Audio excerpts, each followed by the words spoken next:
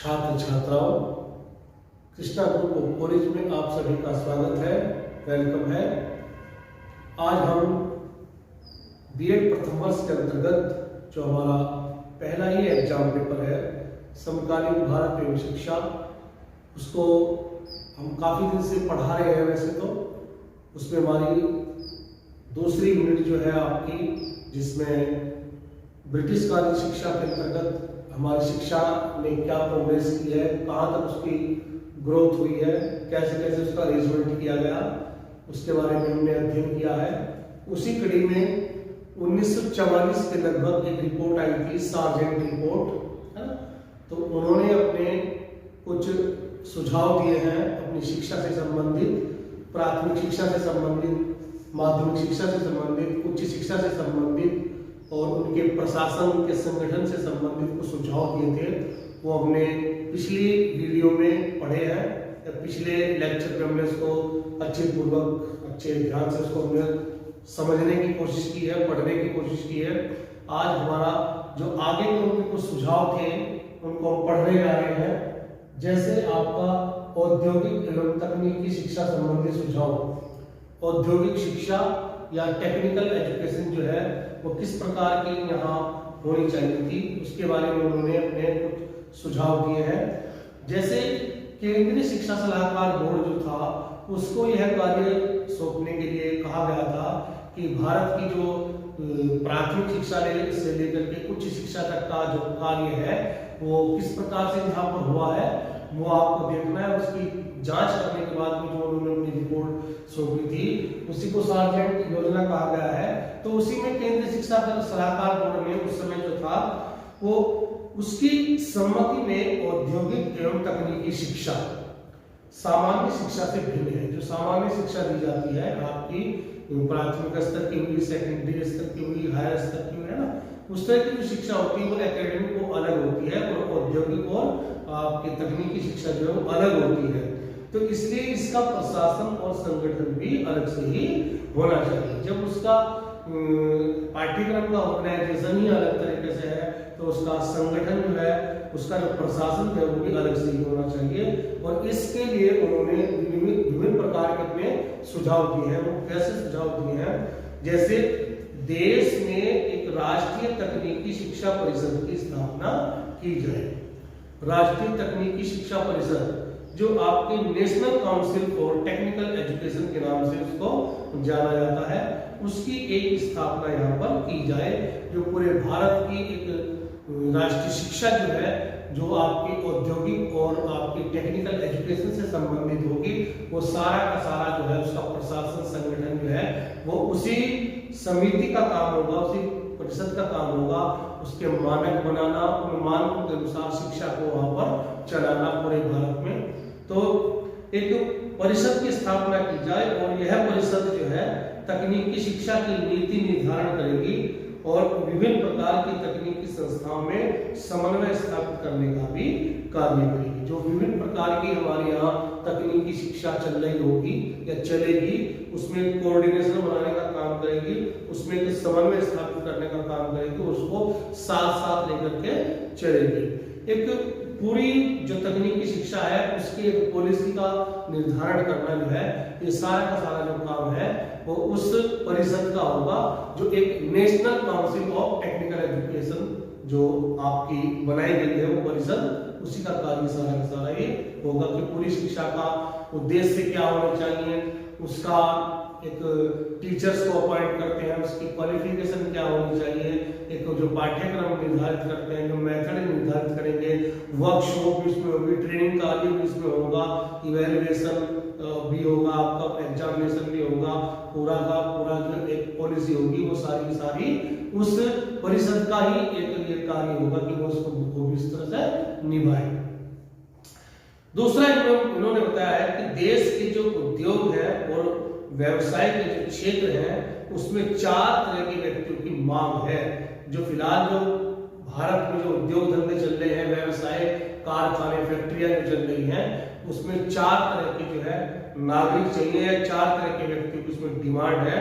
पहला जो है, एक तो अर्धकुशल कर्मकार, जो पूरी तरह से पारंगत नहीं है, अर्धकुशल है, आधा कुशल है वो अपने काम में, तो इस तरह के कर्मकार चाहिए।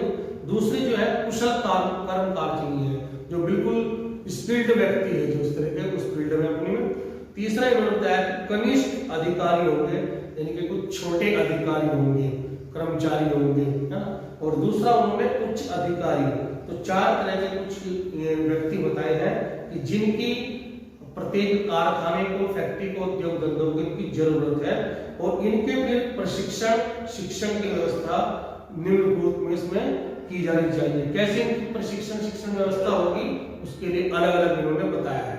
जैसे जो अर्ध कुशल कर्मकार है ना, जो सेमी स्किल्ड लेबर जो होंगे उनके लिए क्या है, उनके शिक्षण प्रशिक्षण की व्यवस्था सीनियर बेसिक स्कूलों में की जाएगी। जो सीनियर बेसिक स्कूल है आपके, जो आपके कक्षा 9, 10, 11, 12 है ना, ये कक्षा 9, 10 है वो सीनियर बेसिक स्कूल नहीं, कक्षा 6, 7, 8 जो है वो आपके सीनियर बेसिक स्कूल माने जाएंगे, और उनमें उनका शिक्षण प्रशिक्षण की व्यवस्था उसमें की जाएगी, जो अर्ध कुशल कर्मकार है। दूसरा इन्होंने बताया कि कुशल कर्मकार है, उनके शिक्षण प्रशिक्षण की व्यवस्था उद्योगों के स्कूलों में की जाएगी। जो उद्योगों के कुछ स्कूल उसमें अलग से बनाए जा रहे होंगे, तो उसमें उन्होंने करने की बात कही है। और इन स्कूलों में प्रवेश के लिए अभ्यर्थियों का कम से कम मिडिल पास होना जरूरी होगा। कम से कम 8वीं पास जो है ये व्यक्ति होने चाहिए, तब इनका एक शिक्षण प्रशिक्षण जो है कार्यक्रम चलेगा, और वो उद्योगों के साथ साथ चलेगा वहीं पर। दूसरा इसमें दिया है जो कनिष्ठ अधिकारी एवं फोरमैन आदि इस तरह के व्यक्ति होंगे, उनके प्रशिक्षण की बात कही है कि इनके प्रशिक्षण की व्यवस्था जो है वो तकनीकी हाई स्कूलों में होनी चाहिए। जो टेक्निकल हाई स्कूल खोले गए हैं, जैसे आपके पॉलिटेक्निक है, जैसे आपके ITI है, इस तरह के कुछ टेक्निकल स्कूल हाई स्कूल खोले गए हैं, उनमें इस तरह की शिक्षा दी जा रही है, उनमें इस तरह का शिक्षण प्रशिक्षण भी दिया जाना चाहिए। और जो वरिष्ठ अधिकारी है, जो अनुसंधान करता है, जो उच्च अधिकारी है, जो सबसे बड़े अधिकारी है किसी कारखाने के, उनके लिए क्या है, उनके शिक्षण प्रशिक्षण की व्यवस्था जो है वो तकनीकी महाविद्यालय, जो टेक्निकल कॉलेज होते हैं, या विश्वविद्यालयों के तकनीकी शिक्षा विभाग, डिपार्टमेंट ऑफ टेक्निकल एजुकेशन, और ईच आपकी यूनिवर्सिटी, जितने भी आपकी यूनिवर्सिटी के अंदर इस तरह के विभाग होंगे या महाविद्यालय के लिए अलग से खोले जाने चाहिए, तो उनमें इस तरह की शिक्षण प्रशिक्षण उनका होना चाहिए। और इनमें माध्यमिक शिक्षा उच्च श्रेणी में पास करने वाले अभ्यर्थियों को भी प्रवेश दिया जाना चाहिए। जो आपकी माध्यमिक शिक्षा प्राप्त है वो भी उच्च श्रेणी में प्राप्त जो है, जिन्होंने पास की है, उस तरह के अभ्यर्थियों को उसमें प्रवेश दिया जाना चाहिए। तीसरा इन्होंने सुझाव दिया है कि वाणिज्य शिक्षा 2 भागों में विभाजित की जानी चाहिए। जो आपकी कॉमर्स की जो शिक्षा है, वाणिज्य का अर्थशास्त्र भी कह सकते हैं, उसमें उसको 2 भागों में विभाजित होना चाहिए। पहला है बैंकिंग एवं अकाउंटिंग, जो बैंकिंग का काम होता है, बैंक जो है आपका धन क्या है, ब्याज क्या है ना, इस तरह की जो शिक्षा देता हो, ये बैंकिंग एवं अकाउंटिंग। और दूसरा आपका ऑडिटिंग का काम जो करना चाहता है, तो ऑडिटिंग का जो काम है वो उसमें पढ़ाया जाएगा। नेक्स्ट इन्होंने बताया कि बोर्ड ने 2 प्रकार के तकनीकी स्कूल और कॉलेज खोलने की सिफारिश की है, या अपना सुझाव दिया है। एक तो पूर्णकालिक जो है आपके स्कूल खोलेंगे, फुल टाइम खोलेंगे, जो पार्ट टाइम होंगे, जो आपके अल्पकालीन खोले जाएंगे। तो पूर्णकालिक जो आपके स्कूल होंगे छात्र छात्राओं के लिए होंगे जो किसी उद्योग या व्यवसाय में कार्य करना चाहते हैं। और जो अल्पकालीन जो कोर्स होगा इनका, और अल्पकालीन जो विद्यालय होंगे वो उन व्यक्तियों के लिए होंगे जो किसी उद्योग या व्यवसाय में पहले से ही कार्यरत होंगे, तो अपने वो उद्योगों का काम भी करते रहेंगे, फैक्ट्री का कारखाने का काम भी करते रहेंगे, और साइड बाय साइड उसमें वो स्कूलों में इवनिंग क्लास जो है जैसे शाम के टाइम होती है तो उसको वो देते रहेंगे। और जो पूर्णकालिक होंगे, जो स्कूल जो होंगे, फुल टाइम जो होंगे, उसमें जो आगे वो रोजगार करना चाहते हैं, किसी उद्योग व्यवसाय में आगे जाना चाहते हैं, तो उस टाइम वो फ्री है, तो उनको उस टाइम वो विद्यालय में एडमिशन दिया जाना चाहिए। तो ये तो आपका औद्योगिक एवं तकनीकी शिक्षा संबंधी कुछ सुझाव उन्होंने जो दिए थे उसके बारे में उन्होंने देख दिया है। अब हम मंदबुद्धि एवं विकलांग जो बालकों की शिक्षा है उसके बारे में भी कुछ उन्होंने अपने सुझाव दिए हैं, तो उनको ये कैसे बता रहे हैं। सबसे पहले तो इन्होंने बताया है कि जो इस तरह के बालक होते हैं जिनकी कम बुद्धि होती है या विकलांग बालक होते हैं, चाहे वो विकलांग बालक आपके हाथों से हो, पैरों से हो, आंखों से, कानों से, किसी भी तरह की समस्यात्मक बालक इस तरह के होते हैं, तो उनमें थोड़ी सी हीन भावना घर कर जाती है कि वो अपने को सामान्य जो छात्र छात्रा होते हैं उनसे वो अपने को अलग समझते हैं, उनसे अपने को वो कम तर आंकते हैं, है ना, अपने को उनसे हीन समझते हैं कि ये कुछ प्रतिभाशाली बालक है, ये हमसे बहुत ज्यादा जानते हैं, तो उनके अंदर एक हीन भावना जो है घर कर जाती है। पहले तो उनकी एक वो हीन भावना जो है वो उनकी कम करनी है, उनका आत्मविश्वास जगाना है, उनका कॉन्फिडेंस लेवल जो है वो अपर करना है, उनको ये समझाना है कि आप लोग भी समाज के उतने ही महत्वपूर्ण व्यक्ति हैं जितने कि ये दूसरे जो किसी तरह से सामान्य व्यक्ति, जो सामान्य छात्र छात्रा जिस तरह से ये महत्वपूर्ण है उसी तरह से आप भी महत्वपूर्ण है।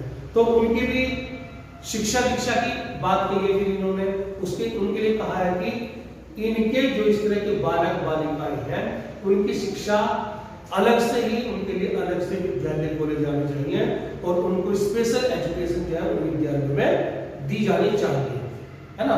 और उनके लिए उनके स्कूलों में जो टीचर्स नियुक्त किए जाएंगे उन्हीं को जो स्पेशल एजुकेशन दी गई हो, जिनको स्पेशल शिक्षण प्रशिक्षण प्राप्त है, इस तरह के क्वालिफाइड कुछ एक्सपीरियंस होल्डर टीचर्स को अपॉइंटमेंट वहां किया जाना चाहिए, वो ही उन्मत्त बुद्धि बालकों की या विकलांग बालकों की शिक्षा को उचित प्रकार से देख सकते हैं, है ना।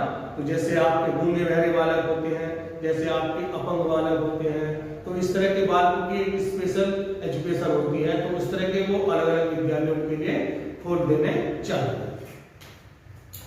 नेक्स्ट इन्होंने बताया है कि छात्र छात्राओं के स्वास्थ्य संबंधी भी कुछ सुझाव उन्हें दिए हैं। छात्र छात्रा जो स्कूलों में पढ़ने आ रहे हैं, जिन्होंने एडमिशन ले लिया है, अब उनके स्वास्थ्य संबंधी भी कुछ सुझाव इन्होंने दिए हैं कि स्कूलों का कोई कर्तव्य होता है, स्कूलों में कुछ इस तरह के टीचर्स को अपॉइंट किया जाना चाहिए कि जो छात्र वहां पर जैसे जो कम जो है जिनका स्वास्थ्य ज्यादा बढ़िया नहीं है या जो बहुत ही दुर्बल निर्बल व्यक्ति होते हैं, छात्र छात्रा होते हैं, उनको कुछ विशेष वो सुझाव दें, उनको कुछ विशेष वो जो है उनका चेकअप किया जाए वहां पर, है ना। तो इस तरह के उन्होंने सुझाव दिए हैं। वो सुझाव क्या क्या है, जैसे इन्होंने बताया है कि बोर्ड की सम्मति में किसी भी शिक्षा योजना में बच्चों के स्वास्थ्य की रक्षा और उसके विकास की तरफ भी ध्यान दिया जाना चाहिए। और इस संदर्भ में उन्होंने अपने सुझाव दिए हैं, जैसे नंबर 1, विद्यालयों में स्वास्थ्य शिक्षा अनिवार्य होनी चाहिए, यानी कि सभी विद्यालयों में स्वास्थ्य शिक्षा वहां पर दी जानी चाहिए। दूसरा, विद्यालयों का जो पर्यावरण है वो स्वच्छ होना चाहिए। विद्यालयों का जो वातावरण है, पर्यावरण है, वहां पर एक गार्डनिंग होनी चाहिए, बागवानी होनी चाहिए, शोरगुल से दूर होना चाहिए, है ना। वहां पर एक इस तरह का शांत माहौल होना चाहिए, कोई प्रदूषण की वहां पर कोई इस तरह की जहां पर प्रदूषण ज्यादा फैला हुआ है इस जगहों पर विद्यालय नहीं बनाने चाहिए। बड़े बड़े कमरे होने चाहिए, उनमें बैठने की उचित व्यवस्था होनी चाहिए, हर बच्चे के लिए फर्नीचर की उपयुक्त व्यवस्था होनी चाहिए, और भवन जो है इस प्रकार के बनने चाहिए कि वो हर मौसम में सफिशिएंट रहे, हर मौसम में परफेक्ट हो। वहां पर लाइट की, वहां पर हवा की, है ना, इस तरह की उचित व्यवस्था, उसका प्रबंध सही होना चाहिए। तो इस तरह से वहां पर जो है एक स्वच्छ वातावरण बनेगा, एक स्वच्छ पढ़ने पढ़ाने का वहां पर माहौल भी बन सकता है। और इन विद्यालयों में जो है मध्याह्न भोजन की व्यवस्था भी होनी चाहिए। प्रत्येक जो विद्यालय में छात्र छात्राएं पढ़ रहे हैं तो उनमें मध्याह्न भोजन जो है, मिड डे मील की व्यवस्था जो है वो जो अब चलाई जा रही है भारत सरकार की तरफ से काफी टाइम से, तो उसको उन्होंने अब उस जमाने में बता दिया है कि यहाँ पर मिड डे मील व्यवस्था भी होनी चाहिए। उन्होंने बताया कि छात्रों के स्वास्थ्य की जो जांच है वो किस किस आयु वर्ग में होनी चाहिए। पहले तो जो है 6 वर्ष 11 वर्ष और 14 वर्ष की आयु पर की जानी चाहिए। यानी कि रेगुलर एक कुछ नियमित अंतराल पर वहां पर होनी चाहिए। जैसे 6 वर्ष का हमारा जिसने एडमिशन लिया है उसी टाइम हो जानी चाहिए, फिर जब वो 11 वर्ष का हो जाए, फिर वो 14 वर्ष का हो जाए, तब तक उनके स्वास्थ्य की जांच निरंतर की जानी चाहिए। नेक्स्ट इन्होंने बताया है कि छात्रों के स्वास्थ्य संबंधी जो सूचनाएं हमें मिल रही है सर्वेक्षण के बाद में, तो आपकी जांच करने के बाद में वो छात्रों के संचित अभिलेखों में उनको अंकित किया जाना चाहिए। कुछ जैसे इंग्लैंड में वहां पर कम्युनिटी रिपोर्ट कार्ड बनाए जाते होंगे, तो उनमें वो उनको वो जानकारी भर देते हैं। तो उसी जानकारी को लेकर के यहाँ पर भी कह रहे हैं कि यहाँ पर भी कुछ कम्युनिटी रिपोर्ट बनने चाहिए। नेक्स्ट इन्होंने बताया है कि विद्यालयों में साधारण रोगों की चिकित्सा की जो निःशुल्क व्यवस्था वहां पर होनी चाहिए। जो साधारण वहां पर जांच की जा रही है छात्र छात्राओं की, उसकी फ्री जो है वो जांच होनी चाहिए। उसका ट्रीटमेंट जो है उसको भी फ्री में ही करना चाहिए। दुर्बल छात्रों पर विशेष ध्यान दिया जाना चाहिए। जो बच्चे कमजोर किस्म के होते हैं उन पर जो है यहाँ विशेष ध्यान देने वाली बात इन्होंने कही है। तो ये आपके स्वास्थ्य संबंधी कुछ सुझाव आए हैं। अब उन छात्र छात्राओं के लिए, यानी कि सभी छात्र छात्राओं के लिए जिन्होंने एडमिशन ले रखा है, कुछ उनके मनोरंजनात्मक और उनके लिए कुछ सामाजिक क्रियाएं भी उन्होंने बताई है कि ये बच्चों को करनी आनी चाहिए। कैसे? जैसे उन्होंने बताया है कि जूनियर और सीनियर बेसिक स्कूलों में, जो भी जूनियर और सीनियर बेसिक स्कूल है आपके, उनमें शारीरिक शिक्षा या शारीरिक व्यायाम, उद्यान रख रखाव, लोक नृत्य, लोकगीत, अभिनय और जूनियर रेड क्लास की व्यवस्था उनमें की जानी चाहिए, ताकि जो है उनका मानसिक स्वास्थ्य, उनका शारीरिक स्वास्थ्य वो भी मजबूत रहे और उनको कुछ मनोरंजनात्मक भी उनका कुछ एक किस्म से उपाय हो सके, है ना, या उनको मनोरंजन करने के लिए कुछ समय उनको मिल सके।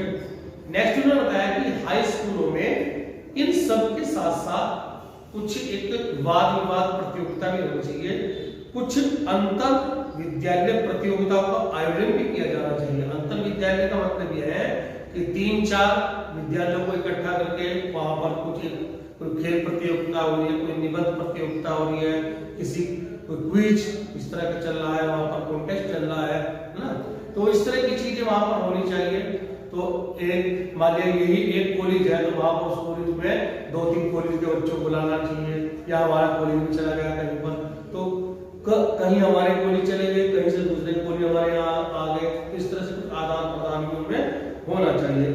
और उनमें समाज सेवा कार्यों का आयोजन भी होना चाहिए, ताकि बच्चे जो है उसमें सामाजिक सेवा के लिए तत्पर हो सके।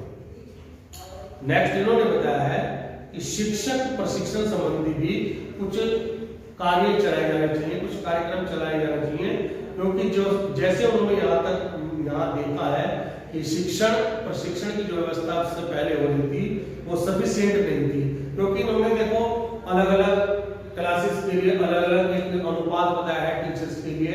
जैसे आपका जूनियर बेसिक है उसमें एक टीचर्स के लिए 30 बच्चे बताए हैं, सीनियर में एक टीचर्स के लिए 25 बताए हैं, है ना। जो हाई स्कूल स्तर है आपका उसमें एक टीचर्स के लिए 20 बच्चों का अनुपात बताया है। तो इस प्रकार से अगर हम देखें तो बहुत सारे हमारे टीचर चाहिए, है ना, या बहुत सारे जो हमारे विद्यालय वहाँ ट्रेन टीचर वहां पर काम करेंगे, तो उसके लिए उन्होंने कुछ स्पेशल विद्यालय नॉर्मल स्कूल जो है वो खोलने की बात कही है। जैसे उन्होंने बताया है कि पूर्व प्राथमिक और जूनियर बेसिक स्कूलों के अध्यापकों के लिए जूनियर शिक्षक प्रशिक्षण विद्यालयों की स्थापना की जानी चाहिए, और इनमें प्रवेश के लिए न्यूनतम योग्यता जो है मिडिल पास होनी चाहिए, और इनका जो प्रशिक्षण वर्ष होता है वो 2 वर्ष का प्रशिक्षण इनका होना चाहिए। दूसरा इन्होंने बताया है कि जितने भी आपके सीनियर बेसिक स्कूल है उनके अध्यापकों के प्रशिक्षण के लिए सीनियर शिक्षक प्रशिक्षण विद्यालयों की स्थापना की जानी चाहिए, और उनकी जो योग्यता है वो कम से कम हाई स्कूल पास होना चाहिए, और उनकी जो प्रशिक्षण अवधि है वो 3 वर्ष की होनी चाहिए। नेक्स्ट इन्होंने बताया कि माध्यमिक स्कूलों के अध्यापकों के प्रशिक्षण के लिए शिक्षक प्रशिक्षण महाविद्यालयों की स्थापना की जानी चाहिए। इसमें डिग्री कॉलेज की बात यहाँ पर आ गई है। और इनमें जो प्रवेश के लिए योग्यता है वो कम से कम स्नातक होनी चाहिए और प्रशिक्षण की जो अवधि है वो 1 साल के लिए बताइए कि 1 साल का प्रशिक्षण होना चाहिए। और सभी प्रकार के जो ट्रेन टीचर है, प्रशिक्षित अध्यापक है, उनके लिए कुछ अभिनव कोर्स बताया है या रिफ्रेशर कोर्सेज उनको लिए बताया कि वो भी कुछ इस तरह के प्रोग्राम्स में चलाया जाना चाहिए।